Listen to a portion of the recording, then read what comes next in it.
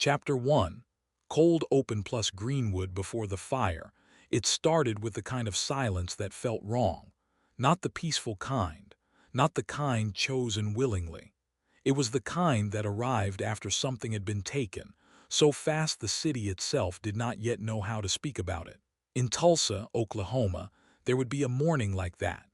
A morning when smoke hung over neighborhoods that had been alive the day before, streets once loud with footsteps, laughter, barbershop talk, and the confident rhythm of people building a future. In the aftermath, some residents would describe the same surreal detail. The normal sounds were gone. Even the wind seemed careful, as if the air had learned to move quietly. To understand how America's most celebrated black business district could be reduced to ash in less than 2 days, the story had to rewind, not to the violence first, but to the dream that existed before it, and to the ordinary days that carried extraordinary meaning. Greenwood was not a myth. It was not a nickname invented later for a history lesson. It was a real district, built by black entrepreneurs and families during an era when America offered black citizens few protections and even fewer second chances. They called it Black Wall Street, not because it was identical to Manhattan, but because it carried the same idea: wealth created through ownership, trade, skill, and relentless work. In Greenwood, black-owned grocery stores stood beside hotels, restaurants, doctors' offices, barbershops, and newspapers. An ecosystem of progress that did not ask permission to exist. It was commerce, community, and confidence arranged block by block, a living proof of what could be built in a country that tried to deny that possibility. And it existed in Tulsa, an oil city booming with opportunity, but also swelling with tension. The years after World War I were restless across America. Returning veterans faced economic pressure and uncertain futures. Labor strikes and political paranoia shaped headlines and sharpened suspicion. Across the country, racial violence flared in waves, often sparked by accusations, rumors, or the simple fact of black success becoming visible. Greenwood's success was not invisible. It stood too tall. It stood in brick and glass and ambition, and it drew attention the way a bright flame draws the eye in a dark room. So when the Tulsa Race Massacre of 1921 is discussed, it is not only a story about one night of terror. It is a story about a collision between two realities: a black community proving what was possible, and a white power structure, official and unofficial, determined to control what was allowed and what was not. At the center of the opening spark was a boy whose name would become tangled in the story. His name was Dick Rowland, a black teenager, young, poor, and mostly unknown outside his daily routine. He was not an activist. He was not a leader. He was a kid trying to survive in a city that measured his safety by the mood of strangers, by the assumptions carried in a glance, by the stories people were willing to believe. The second figure, equally important, was Sarah Page, a young white elevator operator working downtown. She, too, was a working-class person in a rigid social order where class mattered, but race mattered more, and race often decided whose fear counted and whose life could be gambled. Their paths crossed in an elevator. What happened in that elevator remained debated, and historians would treat it with caution. The common thread in many accounts ran like this: Rowland entered the elevator, something occurred, possibly a stumble, a misstep, a moment of physical contact. Page screamed and Rowland ran. That was the spark, not the wildfire. The wildfire came next, the story that spread. In 1921, a rumor could travel faster than truth because rumor traveled on emotion: fear, anger, humiliation, the hunger for spectacle.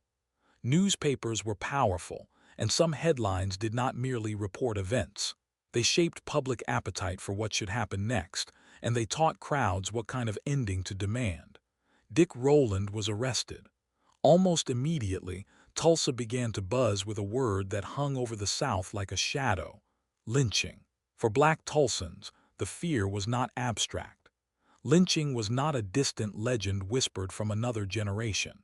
It was a documented reality across the nation, an ugly ritual of control that rarely led to consequences for perpetrators and often led to silence from institutions that claimed to stand for justice. So in Greenwood, men began to talk. They asked the question communities asked when the rules did not protect them and the law felt like it belonged to someone else. If the authorities would not keep him safe, would the community have to? That was how the night formed, like thunder at the edge of the horizon. The storm could not yet be seen, but bodies could sense it coming, and fear began to move through streets the way electricity moves through wire. As the sun dipped lower on May 31, 1921, the courthouse became the center of gravity. People gathered. Stories mutated. Tempers rose. The crowd thickened with anger and curiosity and the strange excitement that can grow when a city feels permitted to stop pretending. Somewhere inside that crowd, history began to tilt. And Tulsa moved toward a moment so small it could fit inside a breath, yet powerful enough to ignite a district. Because the tragedy of Greenwood did not begin with fire. It began with a crowd deciding what a black life was worth. The courthouse filled, and the city leaned toward violence, but no one yet knew who would fire the first shot, or who would later claim they had no choice. Chapter 2, The Courthouse, the first shots. The city turns. The courthouse at night held an eerie kind of brightness. Lights glowed. Voices overlapped. A restless mix of men gathered, some armed, many angry, many curious. In some versions of the story, it resembled a public event, the way crowds once gathered for spectacle, except now the spectacle had a name, an address, and a human being inside a jail cell. Dick Rowland was upstairs. Outside, the logic of law was being replaced by the logic of the mob. What happened next became one of the most crucial turning points, because it showed how quickly a tense situation could become irreversible, how rapidly fear could become action and action could become catastrophe. A group of black men, some veterans, some community members, arrived at the courthouse with a purpose: to prevent a lynching, not to start a war but to stop one. They came with the heavy awareness that their mere presence could be twisted into provocation. They also came with the heavier awareness that leaving might mean a boy died. They stood with serious posture, tight jaws, and watchful eyes scanning the crowd. They understood that the same streets could hold two truths at once. One group believing they were preventing murder, another believing they were entitled to commit it. Then a second group of black men arrived, larger than the first. Accounts differed on exactly how many and who said what, but the pattern was clear. Confrontation tightened like a rope. People moved closer. Voices rose. The air filled with the sharp sound of certainty. Someone demanded weapons be surrendered. Someone refused. Someone reached. And then gunfire. That first burst of shots remained argued over in detail, but not in meaning. The moment bullets flew, Tulsa's crowded tension transformed into permission. A line had been crossed, and after that the story could no longer be contained. Because the narrative shifted instantly. It was no longer a rumor downtown. It became a fight. And in America's racial language of 1921, that meant something specific. Black resistance, no matter how defensive, could be framed as black aggression. Within hours, white Tulsans organized into something more than a crowd. Many were armed. Some were deputized or given weapons, an allegation supported by multiple historical investigations and accounts describing authorities distributing firearms or empowering civilians, though details varied by source and memory. The machinery of the city began to move in ways that blurred the boundary between civilian violence and official force. The city itself became a character, and so did the institutions inside it. Because this was not only a story about individuals. It was a story about systems, about what happened when law enforcement, local leadership, and public pressure drifted into alignment with a mob's goals, whether through action, hesitation, or quiet cooperation. As the night unfolded, Greenwood became the target. Not because Greenwood fired the first shot, but because Greenwood represented something that certain people in Tulsa resented.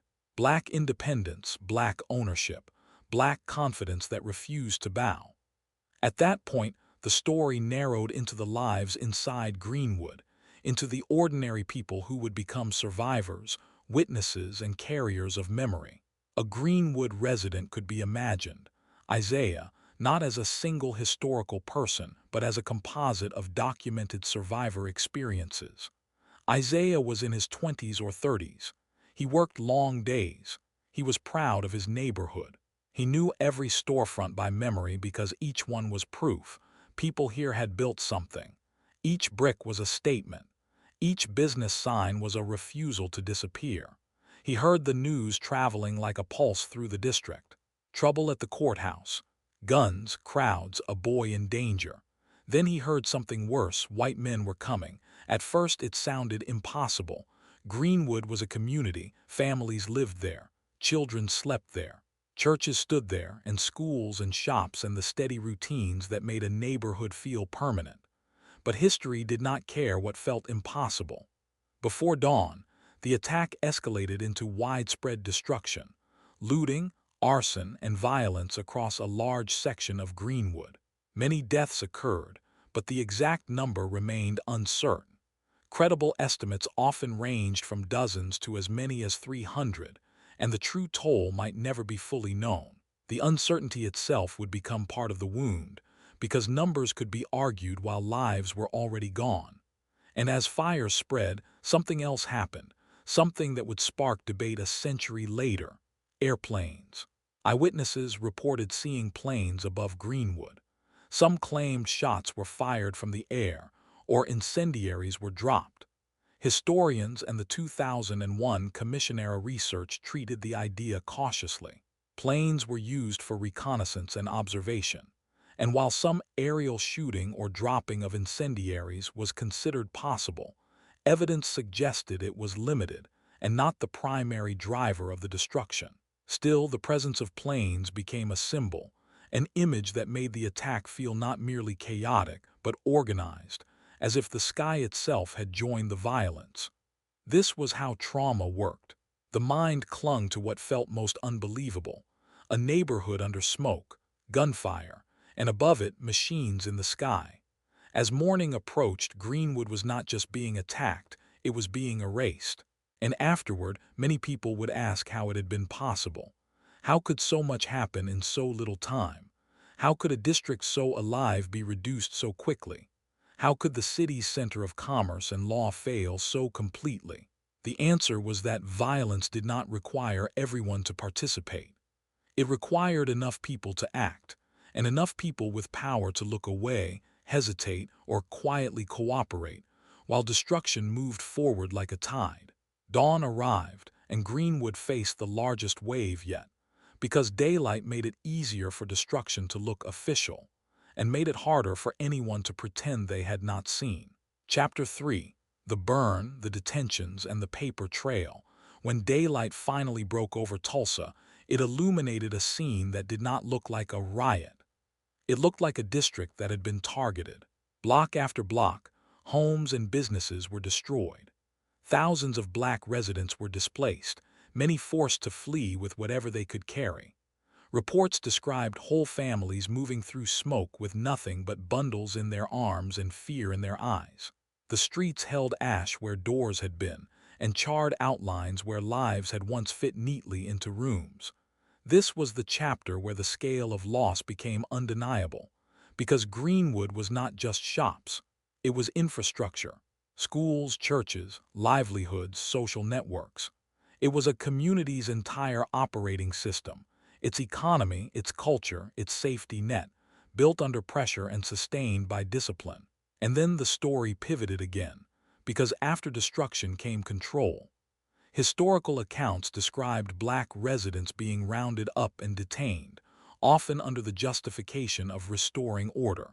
In some telling details, survivors described needing passes or employer verification to be released, an extra layer of humiliation built into the aftermath. The point was not only to stop violence, it was to reassert a racial hierarchy, to send the message that freedom itself could be conditional. The American Red Cross entered the story here. The Red Cross became important not because it caused the event, but because it documented the humanitarian crisis afterward, providing relief and recording the scale of homelessness and need. Archival references to Red Cross documentation and imagery remained some of the most widely used windows into what Greenwood looked like after the attack, because their records carried the calm precision of administration set against the chaos of human suffering. Two truths existed at once. Truth 1, Greenwood residents faced staggering devastation. Truth 2, they responded with resilience that felt almost impossible. Even in the days after, survivors began rebuilding plans. Not because they had the resources, many did not, but because the alternative was to accept that terror had the final word, and because survival sometimes meant refusing the story the city tried to impose. And yet in the background another force was already moving, the battle over the story. How should what happened be described? If it was called a massacre, it implied victims, perpetrators, and moral clarity. If it was called a riot, it suggested mutual chaos, shared blame, and confusion. Words did not merely describe events. Words decided how institutions would treat them, how newspapers would frame them, and how generations would remember them. For decades, many institutions used language that softened accountability. This was part of why the event was minimized in mainstream education for so long, why it became one of America's least discussed episodes of racial violence, despite its scale and despite the visible ruins that survivors carried in their bodies and their bank books. The numbers had to be spoken carefully. The exact death toll remained unknown. Official records for a period listed 36 deaths via state vital statistics, but many historians and credible accounts estimated far more, often up to around 300. The gap itself became a story. It reflected chaos, missing documentation, and the possibility that many deaths were never formally recorded, and that some bodies were buried without the paperwork that would later grant them recognition. And then there was the question that lingered like smoke a century later. Where were the graves? For years, survivors spoke of burials, possibly including mass graves. Modern investigations continued to search, and recent reporting documented ongoing forensic work, including identification efforts connected to victims. The work moved slowly, because history often moved slowly when it came to acknowledging the suffering of those without power. This was not conspiracy. It was the slow work of history catching up to what survivors had said all along. And then came one of the most frustrating truths in American history. Despite the scale of destruction, white perpetrators were not meaningfully held accountable in the way people expected when they heard the word crime. Greenwood residents carried loss while the city's power structure moved forward, restoring order without restoring justice, and rebuilding routine without rebuilding what had been taken. That raised a quiet, devastating question. Was the damage done only by fire and bullets, or also by paperwork, language, and forgetting? Because Tulsa would not only rebuild buildings or fail too. Tulsa would rebuild the narrative. And once a narrative hardened, it could last longer than ashes. The physical destruction was visible, but the deeper battle began. Who would get to define what happened, and whose version would become the official memory? Chapter 4, Cover-Up, Memory Wars, and the Long Delay of Justice. A city could survive tragedy in two ways. One was by facing it. The other was by burying it. For much of the 20th century, Tulsa's public memory leaned toward burying.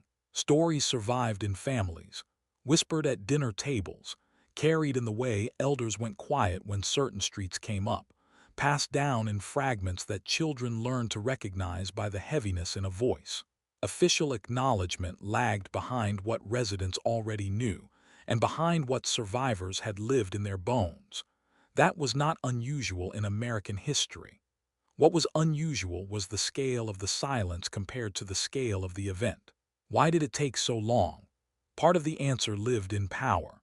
Admitting the truth would have demanded uncomfortable follow-ups, responsibility, compensation, prosecution, reputational damage, and the possibility that Tulsa would have to look at itself without a comforting filter.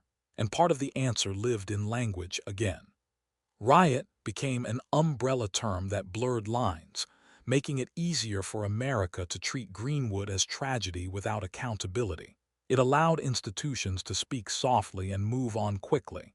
It gave people permission to forget. But history had a way of resurfacing, especially when survivors refused to disappear. The last living survivors, some of them in extreme age, continued to testify publicly and pursue recognition. Their names and ages appeared in modern coverage about reparations, lawsuits, and public efforts to address the legacy. They were often shown as physically small, elderly, but carrying a moral gravity that made rooms go quiet. Their voices, sometimes shaking, carried a steadiness that came from refusing to let the story be rewritten into something harmless. Their existence challenged the idea that this was ancient history, because if a survivor was still alive, then the event was not ancient. It was living memory, still breathing, still asking to be answered. The story widened again to an institutional turning point. In the late 1990s and early 2000s, Oklahoma authorized major research and produced a commission-era final report, consolidating evidence and recommending steps, often discussed in the context of reparations and historical acknowledgement. The report did not erase pain, but it confronted official denial, and it forced a public record into existence. More recently, the U.S. Department of Justice produced a formal review document, another sign that the federal government recognized the event's significance, even if legal consequences were limited by time, jurisdiction, and the realities of law lagging behind morality. Controversies and theories continued, and they had to be handled with care, clearly framed as debated rather than sensational.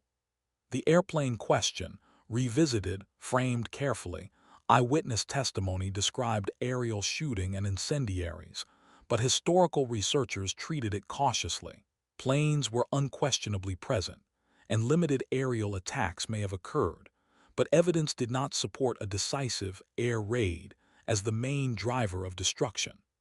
Commission-era analysis and later discussion emphasized that ground-based arson and mob violence were central, and that the fire spreading through Greenwood had been driven primarily by coordinated attacks on the ground. The missing newspaper editorial, framed carefully.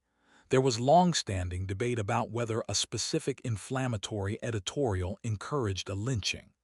Researchers noted gaps and missing archival copies that made certain claims hard to prove conclusively. What could be said with confidence was that the press environment and public rumor contributed to escalation, shaping what crowds expected and what they felt entitled to do. Those uncertainties could sit in the air without being exploited, because the real story did not depend on one missing page or one airplane. The real story was that Greenwood was attacked and destroyed, and then America struggled to tell the truth about it, both in Tulsa and beyond. As Tulsa's story re-entered public awareness, another question emerged, one that made people uncomfortable because it turned history into a mirror. If Greenwood was an example of what Black Americans could build, what would America look like today if it had been protected instead of destroyed? That question did not stay in 1921. It reached into the present, into wealth gaps, neighborhood boundaries, business ownership, and the emotional inheritance carried by descendants, into the way loss compounded across generations while opportunity flowed elsewhere. The truth resurfaced, but the tension remained. Could acknowledgement ever equal repair? Chapter 5, Legacy, Rebuilding, and the Unfinished Reckoning. After the smoke cleared, Greenwood residents faced a decision no community should ever have to make. Should they leave the land that held their lives or rebuild on top of loss? Many stayed. They rebuilt businesses. They fought legal and economic barriers. They rebuilt not because the city made it easy, but because Greenwood was theirs, and because leaving would have meant surrendering not only property but identity. That resilience mattered, because it prevented Greenwood from becoming only a tragedy. Greenwood was also a story of refusal, refusal to vanish, refusal to surrender dignity, refusal to let violence define the limits of possibility. It was a refusal carried in hands that cleared debris and in minds that continued to plan, even while grief sat heavily in every decision. But even resilience had a cost. Rebuilding after devastation was not the same as being allowed to grow uninterrupted. If Greenwood had continued compounding wealth across generations, property, businesses, local institutions, its economic impact could have been enormous.